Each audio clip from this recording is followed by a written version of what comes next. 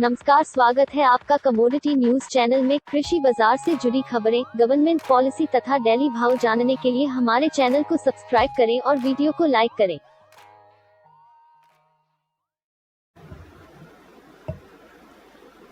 माननीय नितिन गडकरी जी, माननीय प्रकाश जावड़ेकर जी और उपस्थित मित्रों, आज मंत्रिपरिषद की बैठक माननीय प्रधानमंत्री जी की अध्यक्षता में संपन्न हुई और उस बैठक में विभिन्न मंत्रालयों से संबंधित आम आदमी को राहत और मदद देने की दृष्टि से निर्णय किए गए। उन निर्णयों की कुछ झलक माननीय प्रकाश जी ने अपने वक्तव्य में दी है। मैं उनकी बात को थोड़ा आगे बढ़ाना चाहता हूँ। आप सभी और सारा देश इस बात का साक्षी है कि वायरस का संकट के समय भी जब लॉकडाउन रहा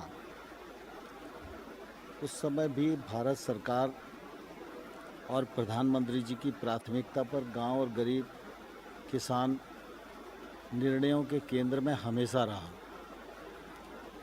चाहे गरीब कल्याण योजना के माध्यम से राहत देने का सवाल हो या कृषि के क्षेत्र में कामकाज न रुके इस दृष्टि से अनुमतियां देने का सवाल हो।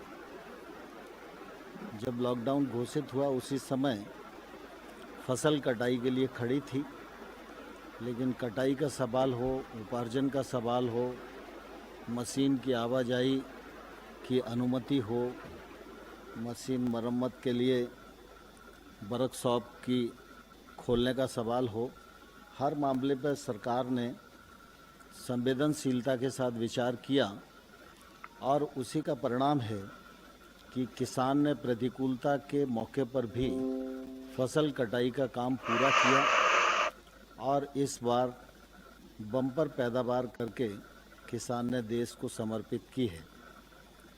सरकार उपार्जन के प्रति भी काफ़ी गंभीर थी और इसलिए उपार्जन की प्रक्रिया अभी चली रही है, लेकिन आज दिनांक तक गेहूं की खरीद 360 लाख मीट्रिक टन हो चुकी है। गत वर्ष ये 342 मीट्रिक टन थी। धान की खरीद 95 लाख मीट्रिक टन हो चुकी है। गत वर्ष यह 90 लाख मीट्रिक टन थी। दलहन और तिलहन की खरीद अभी चल रही है और अभी 16.07 लाख मीट्रिक टन खरीद हुई है। ये गत वर्ष 15 लाख मीट्रिक टन थी। आप सबके ध्यान में है कि 18-19 में सरकार ने एक निर्णय किया था कि किसान को उसके उत्पादन में लागत का कम से कम 50% मुनाफा मिलना चाहिए। स्वामीनाथन साहब ने एक अध्ययन के बाद अपनी रिकमेंडेशन की थी और ये रिकमेंडेशन काफ़ी देश में घूमती रही, लेकिन माननीय प्रधानमंत्री नरेंद्र मोदी जी के नेतृत्व में इन रिकमेंडेशनों को स्वीकार भी किया गया और अमल भी किया गया। और पिछले बार रबी की जो दरें घोषित की गई थी उन्हीं दरों पर ये जो मैंने बताया कि उपार्जन का काम हुआ है। आज फिर कृषि लागत एवं मूल्य आयोग की जो रिकमेंडेशन है 14 फसलों के लिए वो आ गई हैं, मंत्रिपरिषद के समक्ष विचाराधीन थी और आज मंत्रिपरिषद ने उनको अपनी स्वीकृति प्रदान कर दी है। जैसे धान को देखेंगे तो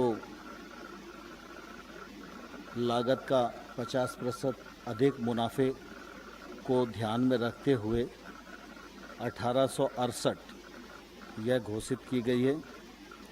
इसी प्रकार से ज्वार हाइब्रिड को देखेंगे तो ये इसमें भी 50% मुनाफा हो, इस दृष्टि से 2620 घोषित की गई है। बाजरा को अगर हम देखेंगे तो 150 उस 83% को ध्यान में रखते हुए 2150 घोषित किया गया है।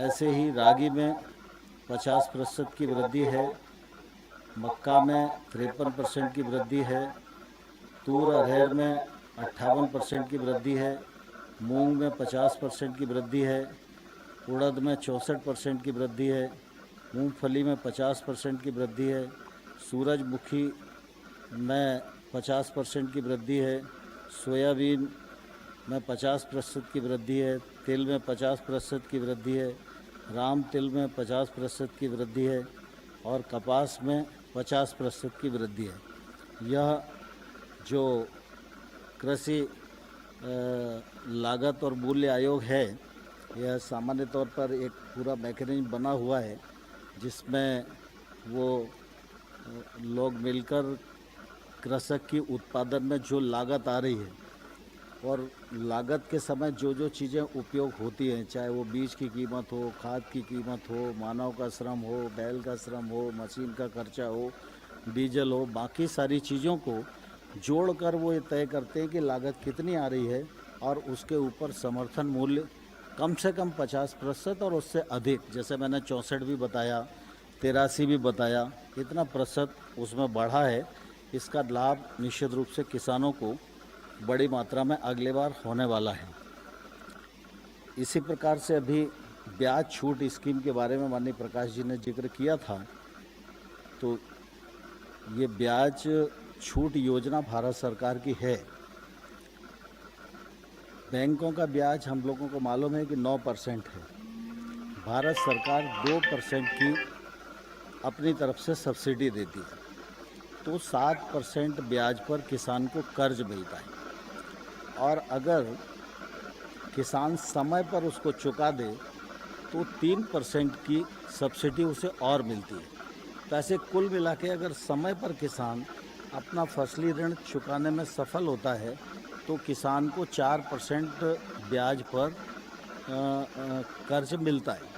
इस बार आपको ध्यान है कि 31 मार्च भी लॉकडाउन की स्थिति में था, तो उस समय हम लोगों ने सोचा कि 31 मई तक शायद ये ठीक ठाक स्थिति आ जाएगी, लेकिन अभी भी सामान्य स्थिति नहीं है और इसलिए पहले चरण में 31 मई तक उनको छूट दी थी कि वो अपना पैसा जमा कर दें, लेकिन अभी भी ऐसी स्थिति है कि कई जगह खरीद का काम भी चल रहा है, कई जगह बैंक में जाना थोड़ा दुर्लभ ही हो रहा है। इसलिए किसानों के हित में माननीय प्रधानमंत्री जी ने इस तिथि को बढ़ाकर अब 31 अगस्त कर दिया है। 31 अगस्त तक जो किसान अपने ऋण की अदायगी करेगा उसको 4% ब्याज पर ही कर्जा मिलेगा। मैं समझता हूँ ये किसानों के लिए निश्चित रूप से बहुत बड़ी राहत है और इस दिशा में प्रधानमंत्री जी निरंतर सोचते भी रहते हैं। गत वर्ष का भी अगर हम देखेंगे तो सब्सिडी के रूप में 28,000 करोड़ रुपया किसानों के हित में इस कार्यक्रम के अंतर्गत हर किसान की जेब में जाता है। तो इस बार ये थोड़ा और ज़्यादा भी हो सकता है, लेकिन पिछले बार 28,000 करोड़ रुपए की सब्सिडी प्रदान करने की स्थिति आई थी। तो यह ब्याज छूट योजना के अंतर्गत देश भर का किसान ये सोच रहा था कि 31 मार्च को नहीं हो पाया, फिर उसको आशा बंधी 31 मई, लेकिन 31 मई को भी वो अवसर नहीं आ पाया, तो इसलिए फिर 31 अगस्त तक की ये छूट प्रदान की गई है। यह निश्चित रूप से किसानों के लिए बहुत ही लाभप्रद रहेगी। मुख्य रूप से मुझे इतना ही कहना है। बाकी नितिन जी आए हैं अपने सूक्ष्म उद्योगों के बारे में जो बड़े निर्णय हुए हैं उसकी